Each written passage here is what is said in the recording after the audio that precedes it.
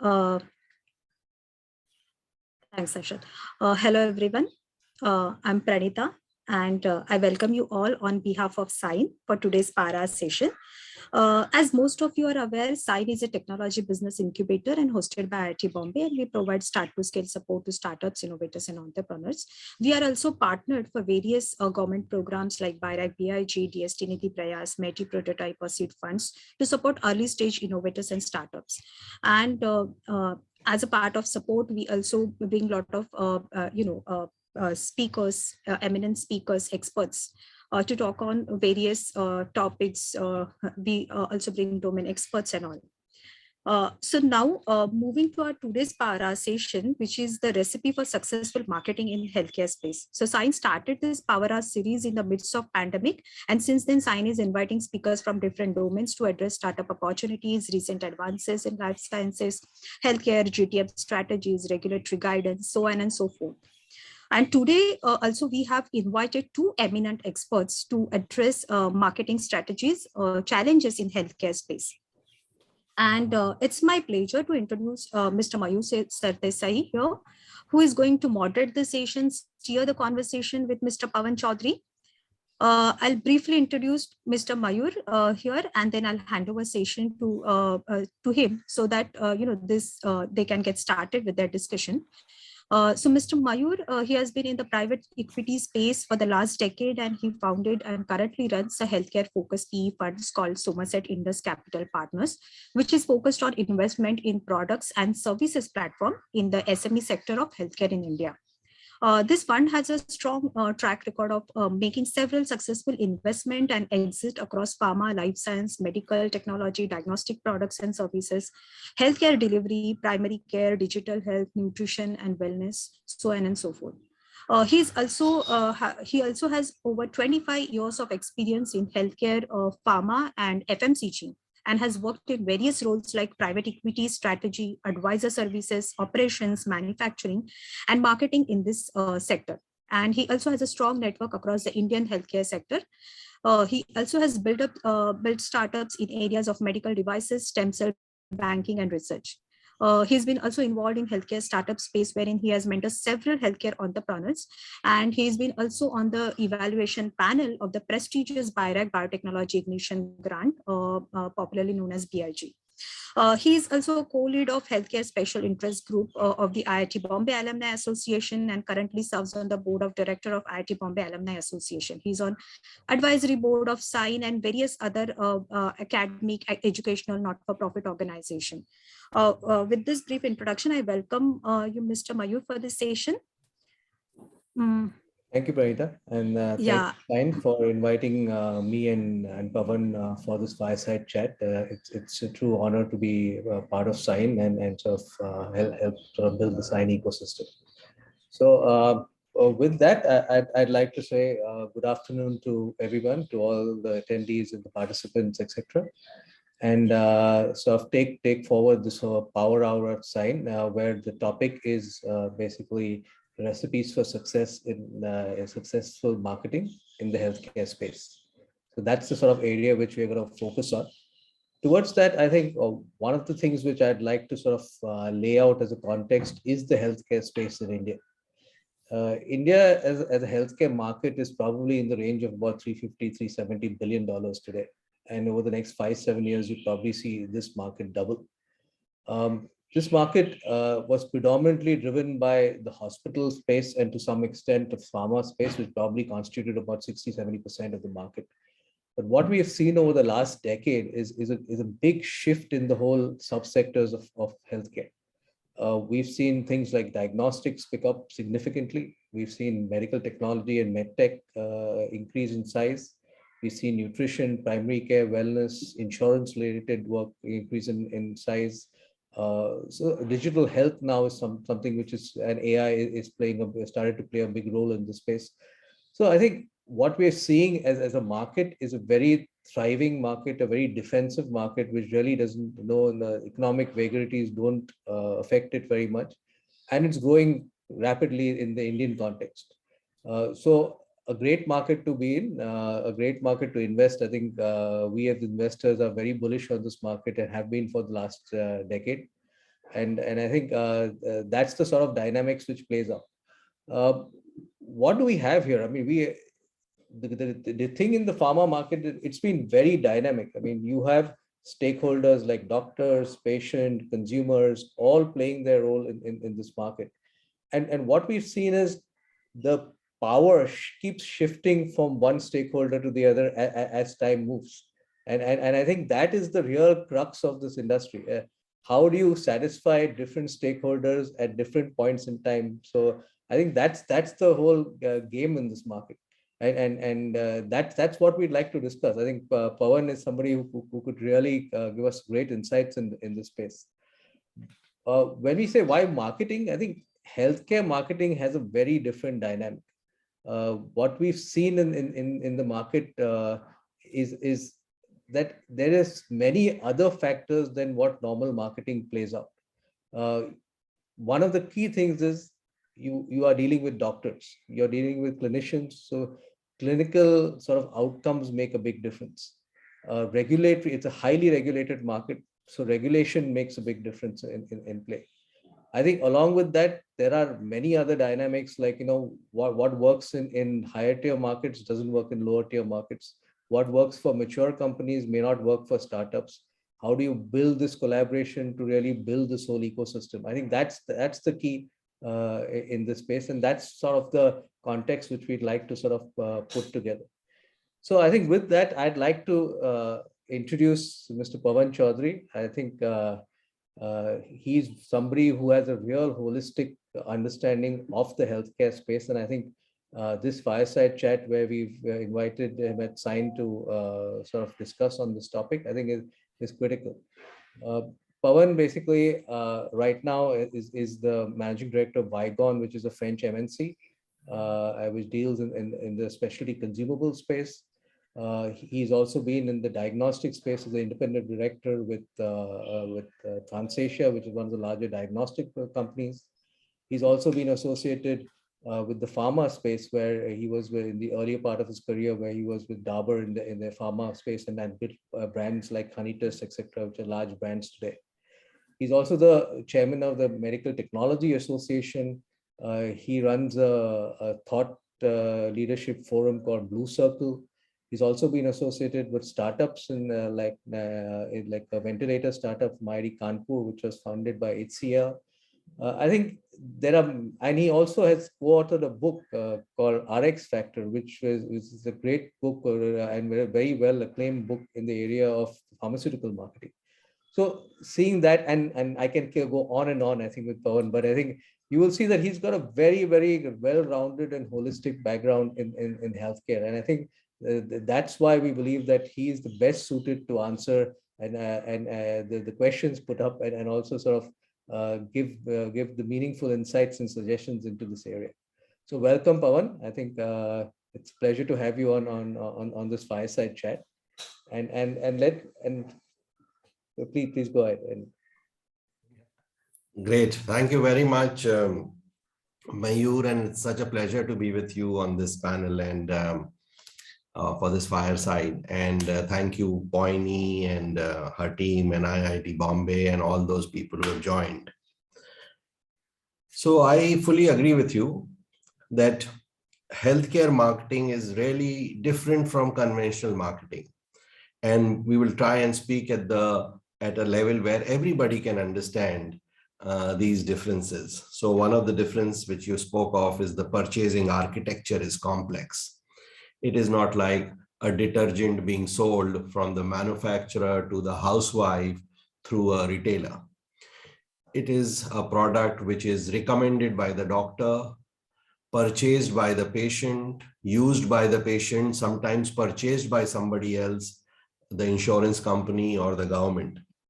So it's quite complex, the purchasing architecture. Then the ecosystem is also regulated from promotion to pricing. The entire space finds some regulation or the other. And the third point is that in conventional marketing, you can make your product stand on just one appeal.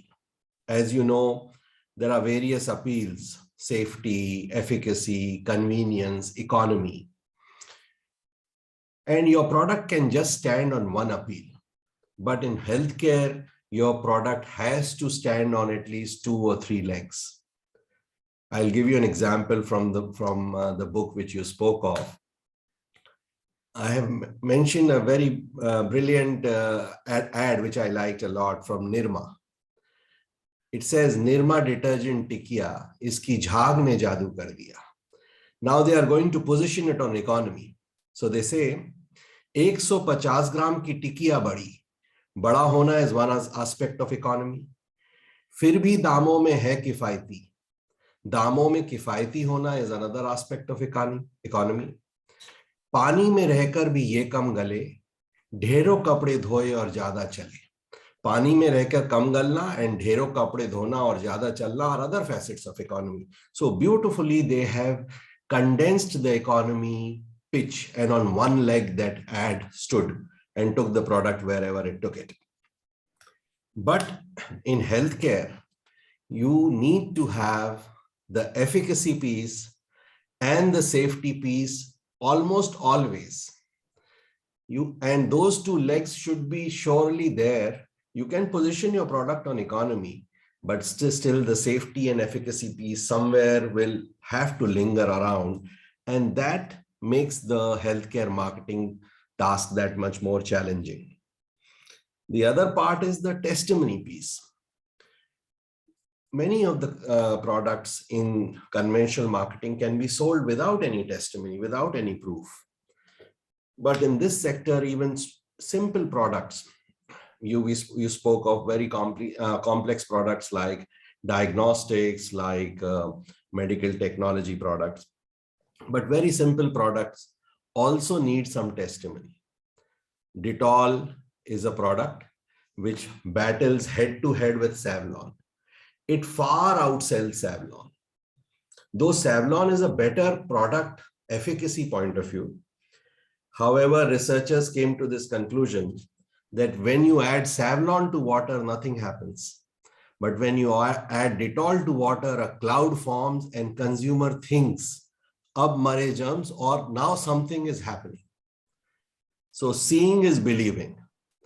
And in a similar vein, but in contrast to this, when you are selling Johnson & Johnson baby oil, the mother is massaging the baby with a little bit of oil on her hands, and she massages and she says, halka fulka jo fauran sama jaye, boond boond samaye twacha ka rakshan kare, twacha ka palan kare, and then she shows the hands. The hands are there, there's no oil there.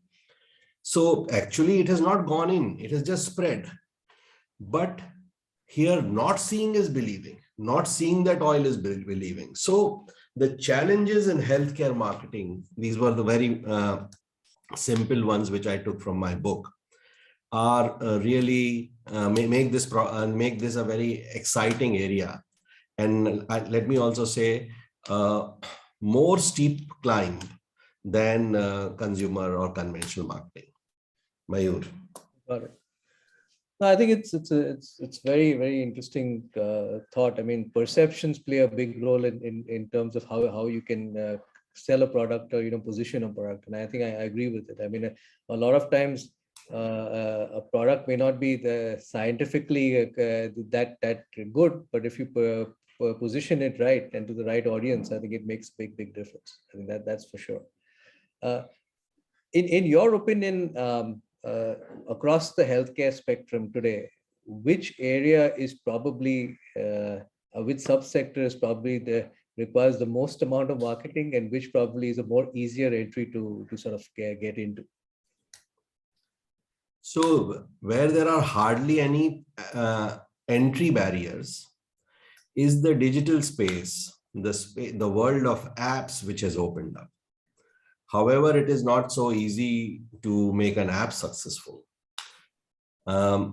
Otherwise, as far as entry barriers, so I would say I can answer this question from a pharmacist point of view and engineer point of view. Sure. Because there are mostly engineers here. Let me stress on that side. On the engineering point of view, the diagnostics area is exploding, because there are a lot of new developments which are happening, which may not put so much of stress on legacy companies.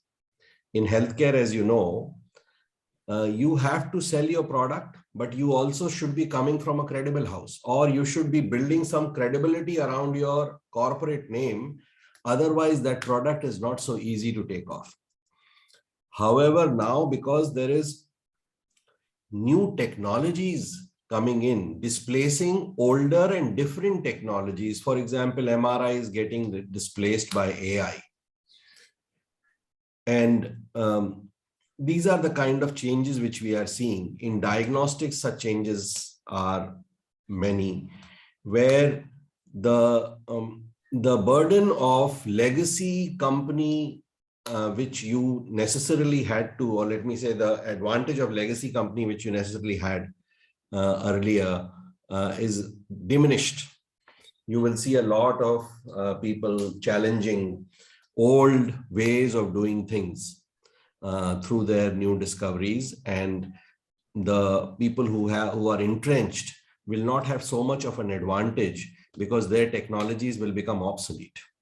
No, I agree. I agree. I mean, I think that's something which we always talk about in sort of healthcare and AI space, that if you move across the healthcare spectrum from, screening, then diagnosis and treatment, I think the big changes are happening in the screening, the point of care, the imaging, pathology. That is where the real shift is happening. And like you said, it's the Davids who are sort of challenging the Goliaths at that point, and probably even winning in that, because the kind of technology is coming in sort of, and the support of AI in imaging and pathology and other point of care screenings is just mind-boggling right now.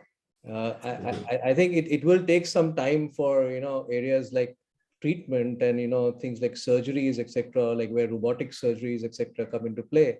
I think it will take some more time for those areas to sort of get more mature. But I think definitely there is a lot more sort of happening, and a lot more technology available to disrupt the whole screening and diagnosis area. And that's definitely coming through. I fully agree with you. In fact, this idea we got the other day, we were speaking, and you simplified my task of giving you an answer by giving me a lot of backup information on that, and thank you very much for that, Mayur. I think another area which I'd like to sort of ask you about is, so India is a, and this is because there are a lot of startups today who are, as participants. India is a self-pay market. It's not a reimbursed market, and due to which pricing does play a big role across the healthcare spectrum, whether it is in services or its products. Also, I think it is difficult to build a startup on your own, and there are many commercial platforms out there who can sort of support that. Also, like you said, marketing through a digital medium is probably an easier approach. What are your views for what advice would you give a startup coming in as to how do you address these sort of areas, and what to focus on to make sure that your product is early enough, is positioned right? Because what we've seen a lot of times is people build something, and then because of this whole issue of not being able to address the market well, or not understanding regulation or clinical sort of pathway as well, there is a whole sort of struggle in terms of the scale up. So I'd like your opinion, because you've worked with startups, you've nurtured startups, etc. What is your view in terms of how does a startup position themselves to successfully market and commercialize itself?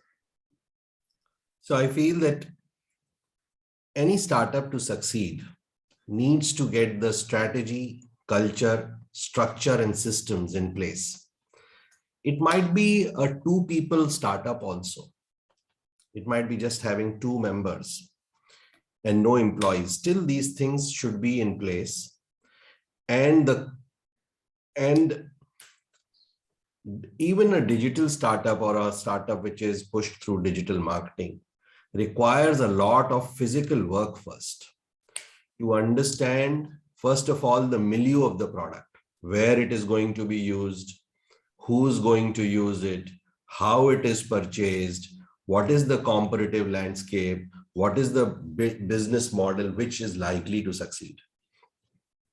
And then once you make the product, putting the strategy, culture, structure, systems in place first, you need to, digital marketing, which you spoke of, digital marketing also has, let me say, three important phases through which the user goes through: education, evaluation, and conversion. So we should know that our content marketing plan should first of all help in educating him when he is exploring that topic. He will explore that topic on the Google, etc., which is where your product or your therapy should come there.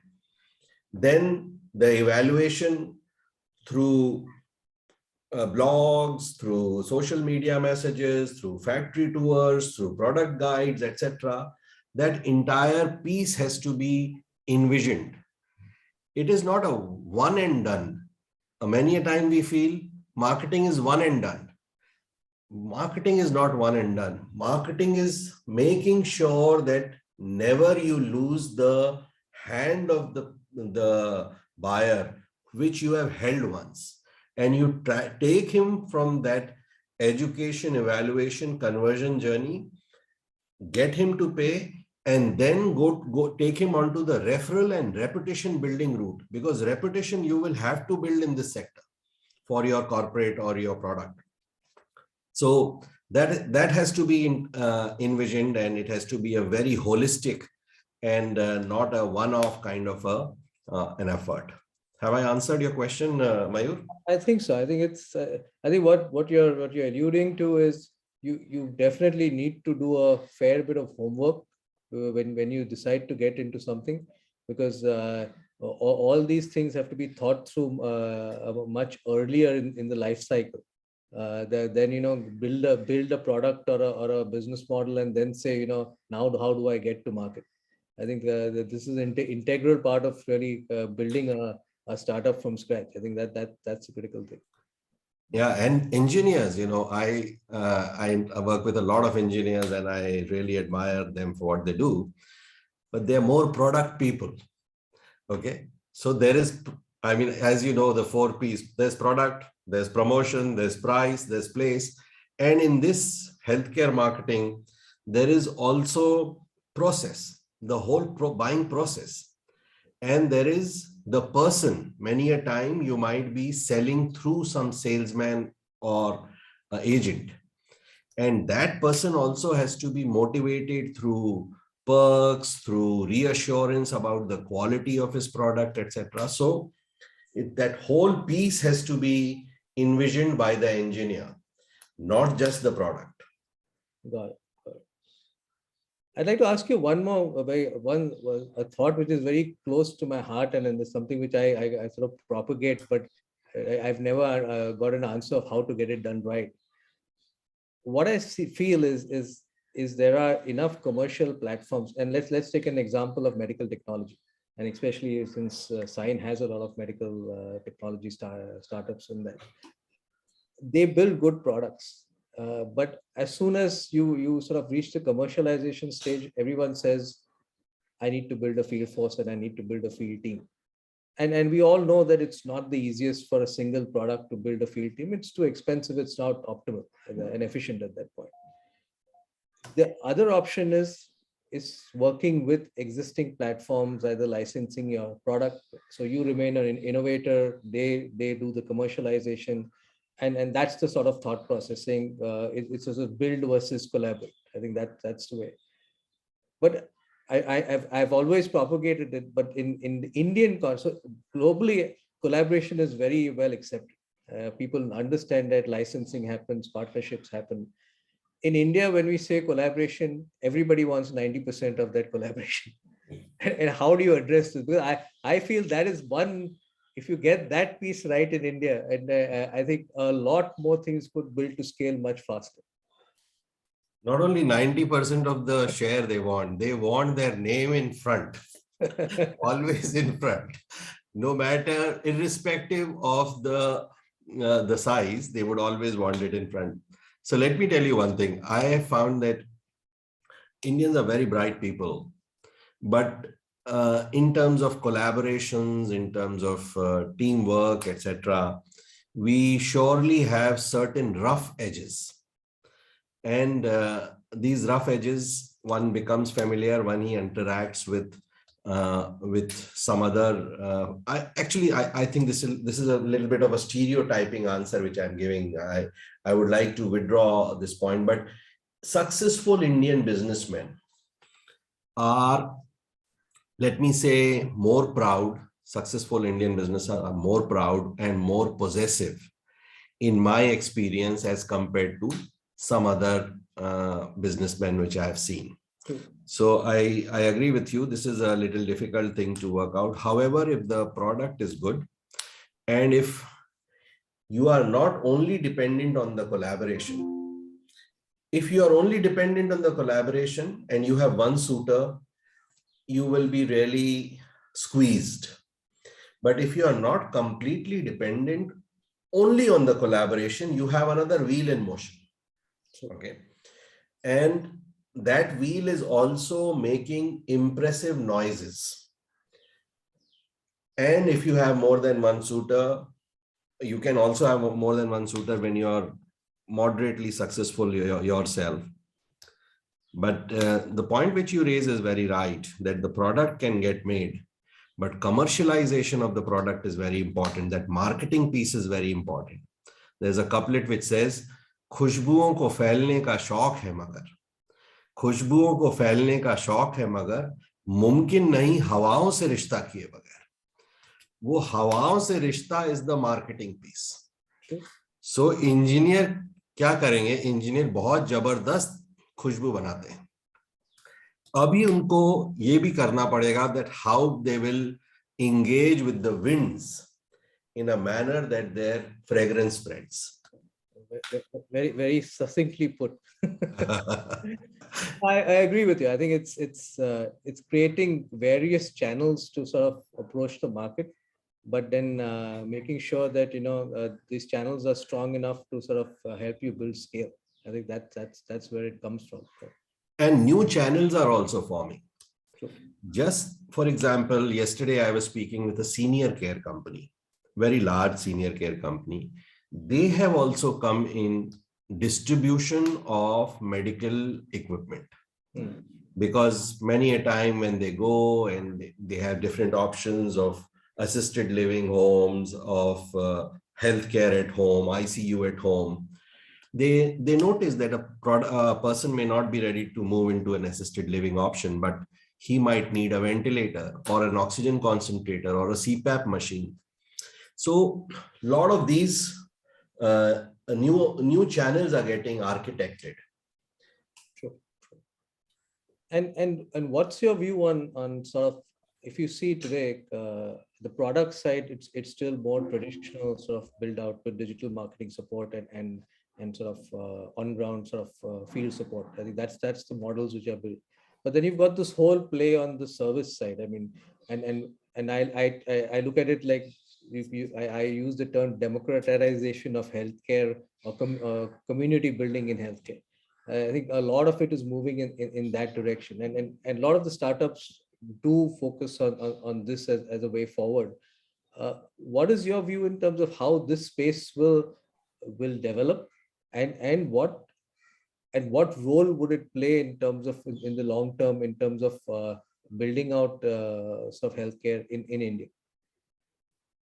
So let me answer your very, very valid point which you have raised by sharing how pandemics affect medical technology or healthcare. Every pandemic brings big change in healthcare and real estate. So 300 years back, pandemics were supposed to be caused by miasma, foul fumes coming from the earth. This was the dubious theory at that time. So how did the world respond? What was the medical technology? They paved millions of square kilometers of earth with flagstones, like what you see in Europe when you go there in the cities, sealing the earth. Then rat was the culprit. So the architecture of homes changed, plinths increased. Then cholera came, so zoning restrictions came. People, I mean, now science is slowly coming in. Then powder rooms, which you see today. Powder rooms came in homes as a medical intervention to stop pandemics, because boys used to come at that time to bring ice and coal to your home. And these boys used to go from one home to another, making their deliveries. Now, where should they be cleaned and washed and scrubbed? That was at the gate only. So the powder room arrived in our homes. Balconies arrived because we needed some air also. So this is how pandemics were tackled by medical technology, till it became evident that it is coming through air. These are airborne. So then came the masks. This pandemic brought the ventilators and oxygen concentrators, demystified this whole sector. Going forward, this pandemic is going to change, or let me say, add a dimension of small hospitals, micro hospitals, distributed through the urban tissue. And it is also going to bring the hospital closer home. So when the hospital comes to home, then a lot of opportunity opens up, which is where the visionary engineer will see, okay, how this person can be monitored. How instead of a ventilator, I can use a CPAP. How instead of a CPAP, I can just use an oxygen mask. So this entire piece is going to change. So the service side, this will have a lot of service side game, because telemedicine will go up. And telemedicine is an omelette which will not turn back into eggs. It is that wagon is moving forward. So I feel a lot of opportunities are in the spaces which are emerging as new epicenters of business because of the pandemic. Mayur. Interesting. I mean, I think I never looked at it in this perspective. Actually, what you said about the old pandemics and how, the powder rooms, etc., came in. I mean, yes, science always teaches you how things sort of evolve, right? I think that's, and I think it's true. I think across the spectrum in industry now, with technology coming in, you're seeing the disruption of utilities, right? I mean, whether it's electricity, whether it is water, power, all this. And I think healthcare, I think that's what I think you're pointing it out in the right way. It's saying that, you're moving it closer to home, you're distributing it, you're making it sort of more accessible. I think that's the real play, which I mean, we call it service sort of startups, but that's where they are sort of headed. To say that, more and more things that being done point of care, more and more things being done at the consumer, and I think that's the way the play is moving. I think that's interesting. Correct. And digital health, which you spoke of, is a let me say, it is a seismic change. Why it is a seismic change? Because the doctor benefits, because his appointments are better kept. He can take more appointments, and waiting room pressure is not there on him. Patient benefits for all the reasons, safety, convenience. Hospital benefits, because eventually the payer benefits, eventually he'll have to pay less. Even the society benefits, because the carbon footprint is reduced. When so many people benefit, then it is very difficult to take that thing off the table. Absolutely. Like Henry Ford, when he came with the assembly line manufacturing, the employees' wages went up, employers' profit went up, customers' cost went down, everybody benefited. So now that cannot be taken off the table. his assembly line manufacturing hit communist ideology more than any capitalist ideology or logics. Right. So something like that has happened now because of digital health. And a lot of services are going to open up because of just that one seismic change. No, I think what you said is true. I think over the last decade, we've been waiting for digital health to come of age. And I think telemedicine was talked about so much, but at the end, people started getting tired of saying, when is this going to come of age?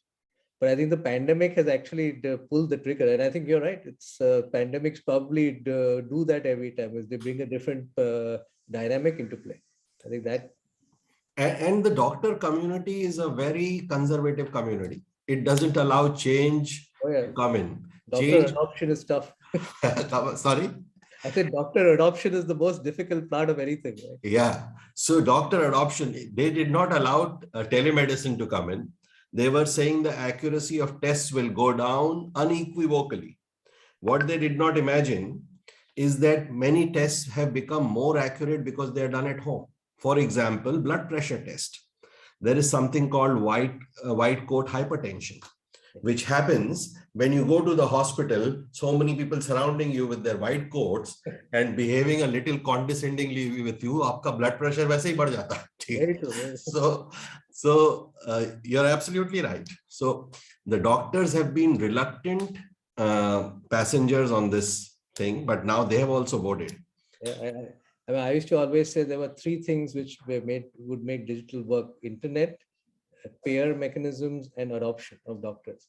I think the internet and payers have slowly started coming. Doctor adoption was always the difficult one. I mean, even as a fund, we with our sort of investee companies, even putting two investee companies together to create this, it was never easy to get doctors to adopt to these things. But I think COVID, things have changed dramatically. Absolutely. And tomorrow it is possible that we might be the telemedicine capital of the world. There is a lot of work happening on the Indo-African frontier, where African patients may prefer, or let me say if it happens well, may prefer to consult with Indian doctors because of the experience they have, or because of the education they have, etc. Well, one more area I'd like to sort of cover, and because India is very different from other healthcare markets, and one of the biggest reasons is we are a self-pay market. Most other countries have reimbursement payer mechanisms in place. I think what we've seen over the last few years is there is a big push to get a payer mechanism in place. And I think the government has been playing a massive role in that.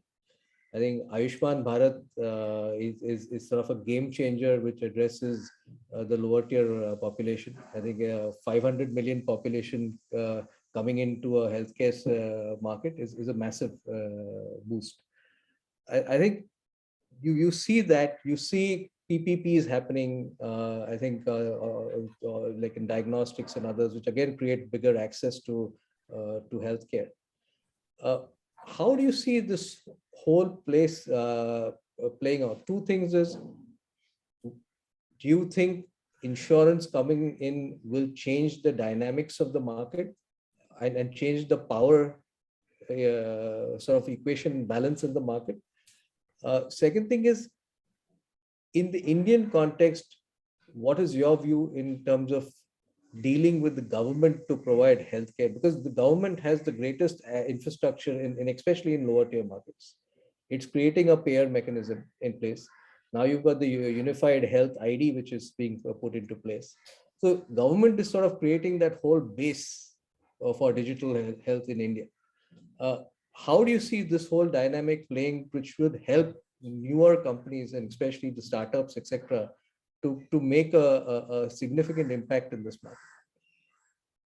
So I feel that the government is really, for Ayushman Bharat, it's a very big step by the government, and all my compliments to the government and the Prime Minister. I had the opportunity of meeting him. And the intent is very clear, that they would like that the healthcare becomes more affordable, more accessible. That's very, very clear, and it cannot be faulted. The problem comes when extreme right-wing ideology comes in, which says that earlier healthcare used to be free. In ancient times in India, hospital or healthcare was free. Hospitals were created around the cities and it was free. But the context of that free healthcare was that businessmen who were doing well in other businesses, they were letting the overflow of profits come into the charitable enterprise called a hospital and make that overflow run that hospital. Now what has happened? Now people have entered healthcare as a business exclusively. That time healthcare was not a business. So some profit will have to be made. Otherwise, the quality will start deteriorating. So you can do well as do good in this sector, but you cannot feed from an empty vessel. You have to do well to do good. This is one part. The other part is in terms of PPPs. I am not a very big believer in PPPs. And this is because of the history of bureaucratic and industry interface. So the social graces which are required for any partnership to progress and the understanding which is required, perhaps stamina also which is required, is yet to be fully displayed across the spectrum of bureaucracy. There are surely many enlightened bureaucrats, but for it to fully display, it will take some more time. You are noticing that in the state-center relations, there is a bone of contention today that states are not willing to send the central services, IS and IPS officers for deputation to center. Is it only because of the state government that they are not coming, or the officers also don't want to come? Because the workloads at the central government level have gone up really very high. And given the legacy of these services, they might not be fully immediately ready to come to that level of let me say expression of effort. It will take a little time. So on PPPs, I feel a friend of mine was saying that PPPs are TPPs, Tali Pito Party. Usme kuch zyada nahi hoga. But having said that, I feel that the government is resolutely moving forward. This is the first time that I've seen in many, many years that despite whatever resistance may be there, whether from the private sector or the public sector or the opposition, the government is moving forward. And this calls for a lot of stamina and a lot of conviction. So I feel the payer piece which you are speaking about, Ayushman Bharat has brought it. It will be great if the Ayushman Bharat also covers middle class. Yeah. And this will surely expand market, and which is already happening. And there is a lot of chance for bright engineers like coming from your alma mater to bring in products which are not lower on quality at a much lower price. That possibility is very much there. And as the market will expand, you will see these small streams of revenue exploding, and you will see mega companies coming up, hopefully from your alma mater also. No, I agree. I think it's we've seen this pretty much in every country, right? Where reimbursement and payer mechanisms come in, the scale of healthcare just expands exponentially. And also you've got much stronger systems and processes which are common across the whole network. Today, what we have is a very disjointed kind of way of providing healthcare, which is also quite inefficient. I mean, there are lots of inefficiencies because of that. I think a payer pretty much brings a lot of efficiencies into the system also. I think that would definitely lead to a much more a streamlined way of delivering healthcare in the country. I think that's for sure. Also, I'd like to add on the PPPs, because there is a very big opportunity here. 73 hospitals, new government hospitals are coming, etc. I feel that the bureaucratic lens, or let me say the bureaucratic stereotype vision of industry, कि ये तो दुकानदार हैं, मुनाफाखोर हैं, that should go. And the stereotype image which the industry may be having of the typical bureaucrat is ये arrogant है या ill-informed है, that should go. Because दोनों ही side पर बहुत अच्छे और example setting individuals are, the number is growing on both sides. I think we're out of time. It'll be good to ask the audience to ask questions, but I thank you so much for a very insightful sort of discussion. I think we've covered a lot of points on what works in marketing, what works in the startup space. Also, your experience on the government side, and what sort of works there is something which is insightful. I think it's to sort of conclude on this, and before we go to questions, I think it's a great space to be in healthcare.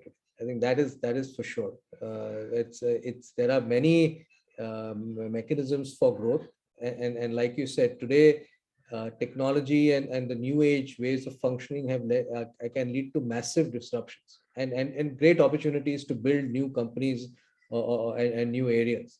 So I think there are great dynamism and great green shoots sort of available. It's the ability to execute on the ground. I think that is the key in any healthcare space. But I think that's something to look forward to. So thank you, Pavan and Pranita. I'd like to sort of open it up to you if there are any questions, etc. Then Pavan and I can sort of answer them. Yes, definitely. I think wonderful discussion, and there are a few questions which are posted in Q&A chat box as well as in the chat box. So I'll take few questions.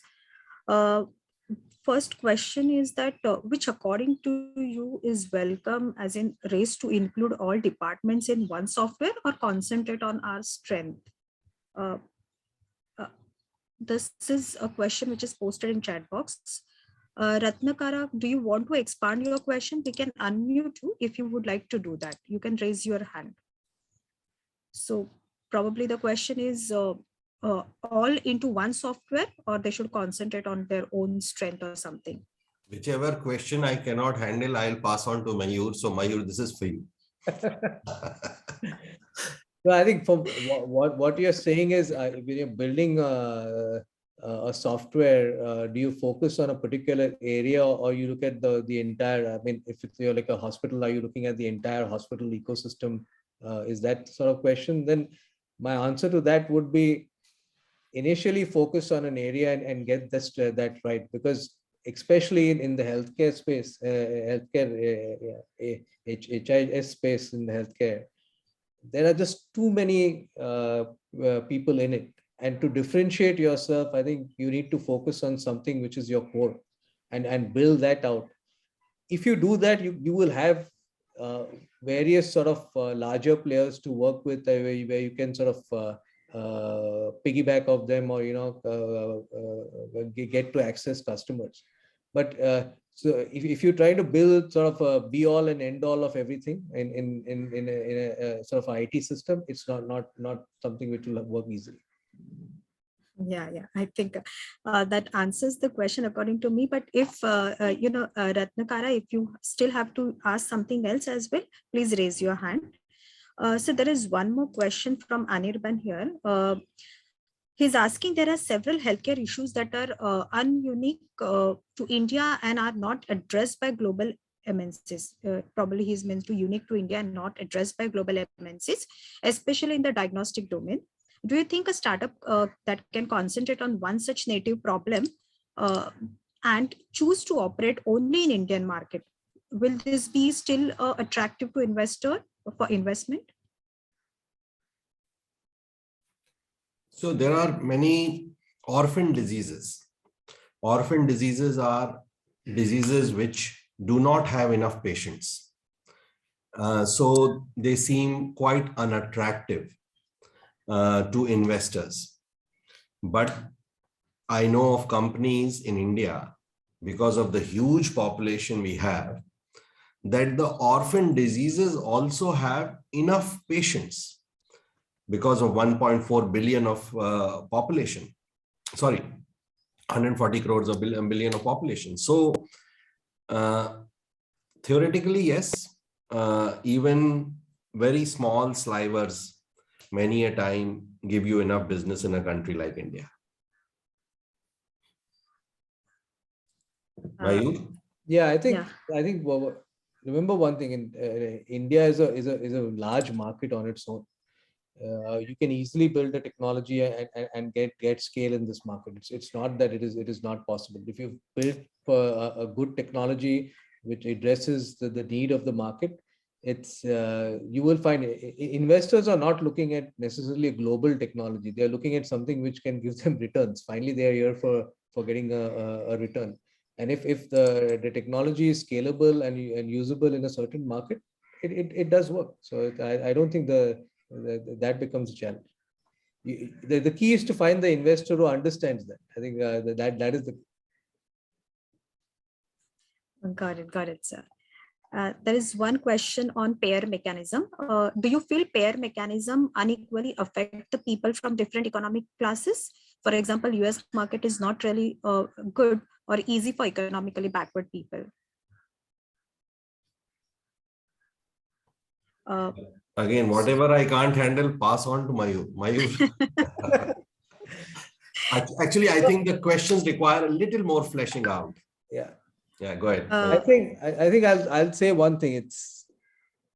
There are different payer mechanisms which address different classes of population. I think even the US, which is a much more advanced and mature market, you have Medicare and Mediclaim, which look after the lower class of population. And I think that is it's a significant play. Even though you call America as a affluent nation, etc., that is a big part of their healthcare ecosystem. So I think it's just similar to what we are trying to build here in India. I mean, India, you have Ayushman Bharat, which will cover the lower tier. You will have probably like what Pawan said, they may even cover middle class, or there'll be some mechanism around it to cover middle class. The more affluent class and the corporates may do private insurance, etc. But there are different classes of how insurance gets covered. I mean, in US is one way. Brazil is a very different market. Again, very fully reimbursed, but there's a base level of insurance which everybody gets, just like Ayushman. And then on top of it, depending on what you want. So you may be a staff in a company, or you may be the CEO of a company. You can choose different insurance plans on top of it, like a top up, which will then give you to a certain class. And that's the way they've operated their model. So it is possible to build a sort of a stratified payer mechanism to work across populations.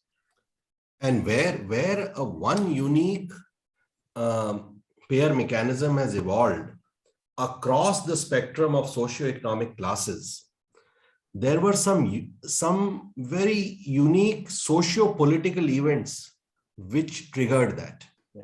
For example, you saw NHS. NHS is one platform for everyone. How did that happen? Because that was the time when Attlee was trying to upstage, or let me say, arrive on the competing scene with Churchill.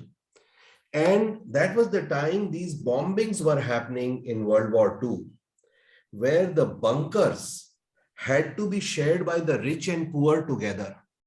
So the socio-economic or behavioral differences between them dissolved.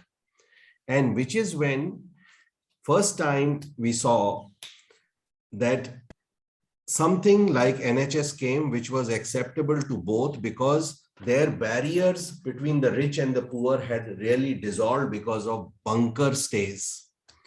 And there were some other things also which happened. So, but mostly what Mayur has said is the norm. This is the median thing that there are different layers of paying mechanisms or entitlements for different SECs. Yeah, got it. So there is one question on AI in healthcare. So we'll take up 2-3 questions looking at the time. There is this question by Akansha. Could you ask that? The question is how to understand marketing of diffusion of newer technologies, meaning how to understand disruption of adaptability of different stakeholders for newer technologies in healthcare. Yeah. I feel that in healthcare, like in the general world, technologies diffuse. For example, nylon first came in parachutes, then was used in hosiery, then was used in tires, then was used in upholstery. Similarly, many technologies in healthcare also go through a diffusion process. In the beginning, let us say, Disprin was used as an analgesic, then it was used to bring down fever, then it was later on used in dysmenorrhea, and then it was used, and that has become a very big use, for diluting the viscosity of your blood. So this kind of diffusion happens, and this happens not only, for example, I gave the example of a drug, in technologies also. First, those technologies, as Mayur was saying, are used in tier 1 cities by leading doctors, then slowly they disseminate. So we need to understand, if we are bringing in a technology, how will we make this diffusion become faster? How will we bring in the clinical trial support, the KOL support, the marketing support, etc., so that the time it takes to reach remote corners is reduced. Have I answered your question? Yes, sir. Thank you. Yeah. Okay. So there is one more question on AI from anonymous attendee, that AI in healthcare is often seen as a threat. For example, AI in cancer detection is seen as a threat by radiologists, whereas actually if it will increase the efficiency and throughput, how do we tackle this through marketing channels? Any inputs on this? So any new technology which is so tectonic in nature will displace some people. And AI is a technology which is different from previous technologies. Previous technologies, whichever technology has come, man has been able to beat it. Okay. But now technologies can learn and grow. AI is one such technology which will beat man in several respects. So the idea will be, how will you ensure, what will be the displaced skills which are required? It is possible that you do not require radiologists to do a first screening, but finally between a false positive and a false negative, it might still be a human interface which will tell you that this is not a false positive or a false negative. So Secondly, when there is so much of displacement which happens, then there will be other areas. For example, when the car came, people said now the chariot, the people who are running buggies, they will be out of business, and many of them went out of business. But overall, the car industry brought in more employment. Similarly, the computer came, many people went out of business, but overall it brought in more employment. So overall, I feel that this time, because man will not win this time, it will be the machine which will win. So we cannot surely say whether in the next round there will be again more jobs, but there will be surely jobs for people like you and your entire IIT Bombay, the big minds who can adapt and pivot to these areas where the jobs are emerging. Mayur. No, I think I agree with you completely. I think or any new technology disrupts life in some way or the other. I think AI in healthcare will disrupt life. But remember one thing, if you look at AI and you look at healthcare is sort of access to a greater extent to probably the deeper end of the population in probably the developed world. Most developing countries, there is a dearth of healthcare access as you go into lower tier geographies. I mean, India, forget about looking at villages and sort of smaller towns. Even if you go outside Indian metros, literally a few kilometers away, you will see healthcare access being very, very limited. And I think that is what it will create. It will create more access to healthcare, which will overall, like Pavan said, create more jobs, increase the ecosystem, and doctors will get more patients, because finally, like Pavan said, AI in the initial years will be a screener mechanism, but finally the positive cases have to be, and the gold standard is still the doctor at the end of the day. So you are going to have that mechanism where doctors will get more patients as part of this, and then they should not look at it as a threat in any way.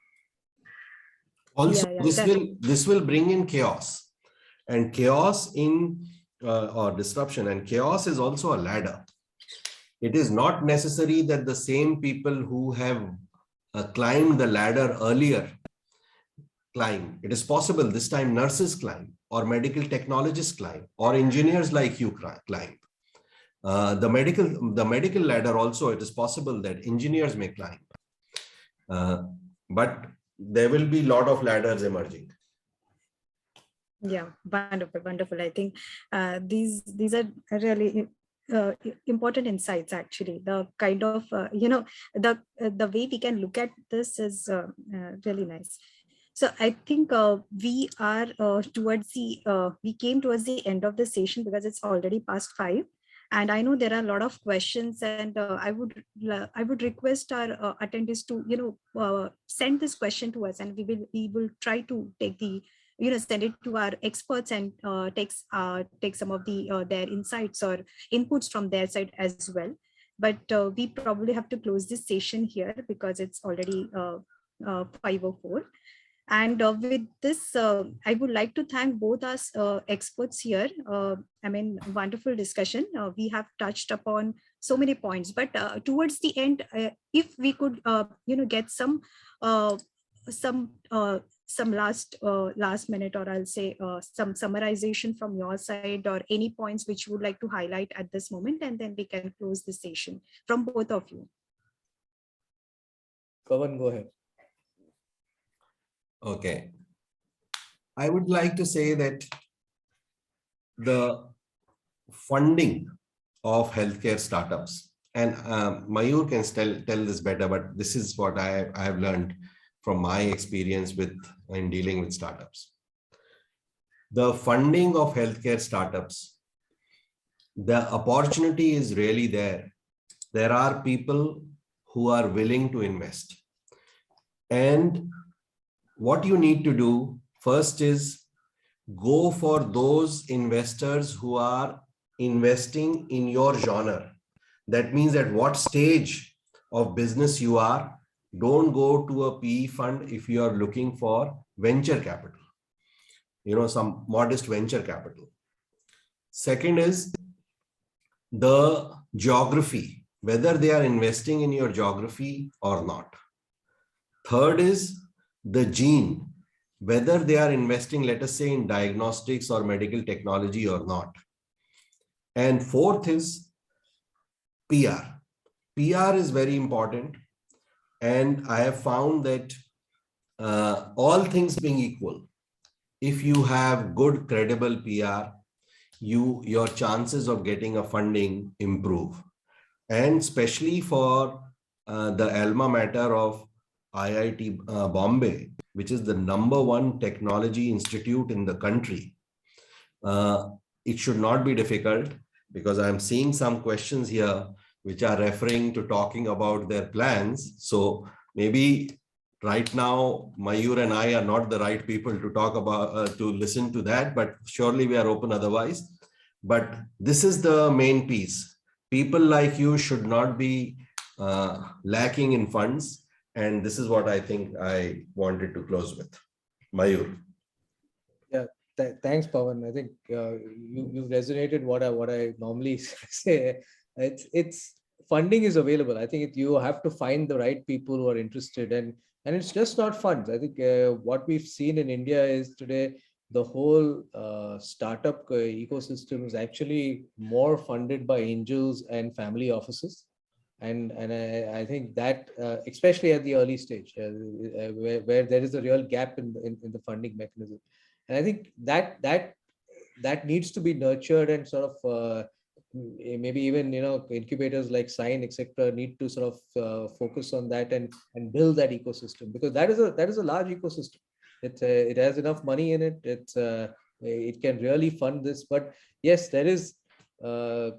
I think at BIRAC, this is always the discussion which is had, right? That after a TRL level 3 or 4 to go to 8 or 9, where is the funding?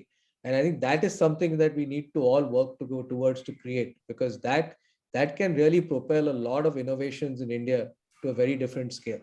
But there is an opportunity, and I think for all the startups here, probably there's no better time than this to really build up, because there is disruption in the market, and there are people ready to accept that disruption. I think both these things are in place. Yeah. So Pranita, before you finally thank them, maybe a couple of things I would like to say, because there are references, as Pawan mentioned, that they have a business plan, plus Mayur mentioned about BIRAC, so I thought I'll just pitch in here. So any one of you who have a business plan, please touch base with SINE team.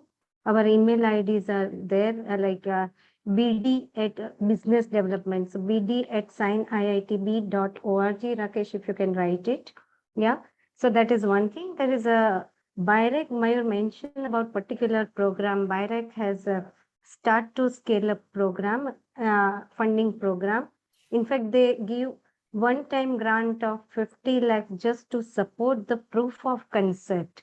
And currently the call for proposal is also on. So my colleagues Pranita and there's another colleague, they are actually handling those programs. So even if you write to BD, they will guide to relevant team. But BIG, Rakesh, if you can put that both the email ID in mailbox for BIG as well, and you can get connected with us. So thank you very much, Mayur and Pawan, and also audience for joining. Over to you, Pranita, if you want to say something as a last word from your side. Yes. No, since you have already thanked our speakers, thank you so much for wonderful session. And I was just going to announce for this BIG call. The call is open till 15 February, 5:30 p.m. And as Poinima mentioned, this is one of the largest early stage funding to support idea for validation till proof of concept stage, and it is funding up to 50 lakh. So please do get in touch with us for more information about this. If you would like to find in your application, we can provide one-on-one mentoring as well. Please do write to us on sine_big@sine.org. Me and my colleague, Dr. Pratati, would be very happy to get in touch with you and help you on your BIG application. So with these words, I thank everyone, our experts and our participants to join today's session. Thank you so much. Thank you. Bye. Bye-bye. Bye.